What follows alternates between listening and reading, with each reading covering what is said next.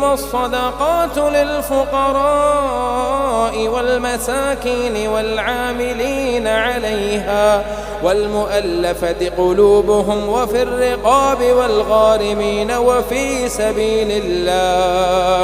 وفي سبيل الله وابن السبيل فريضة من الله والله عليم حكيم. ومنهم الذين يؤذون النبي ويقولون هو أذن قل أذن خير لكم يؤمن بالله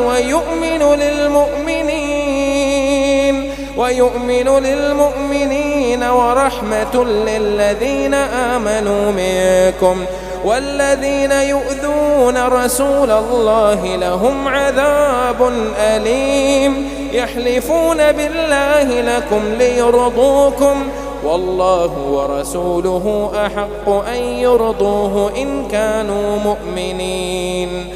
ألم يعلموا أنه من يحادد الله ورسوله فأن له نار جهنم خالدا فيها ذلك الخزي العظيم. يحذر المنافقون أن تنزل عليهم سورة تنبئهم بما في قلوبهم قل استهزئوا إن الله مخرج ما تحذرون. ولئن سألتهم ليقولن إنما كنا نخوض ونلعب قل أبالله وآياته ورسوله كنتم تستهزئون لا تعتذروا قد كفرتم بعد إيمانكم إن نعف عن طائفة منكم نعذب طائفة بأنهم كانوا مجرمين. المنافقون والمنافقات بعضهم من بعض يأمرون بالمنكر وينهون عن المعروف ويقبضون أيديهم نسوا الله فنسيهم إن المنافقين هم الفاسقون. وعد الله المنافقين والمنافقات والكفار نار جهنم خالدين فيها هي حسبهم ولعنهم الله ولهم عذاب مقيم. كالذين من قبلكم كانوا أشد منكم قوة وأكثر أموالا وأولادا فاستمتعوا بخلاقهم فاستمتعتم بخلاقكم كما استمتع الذين من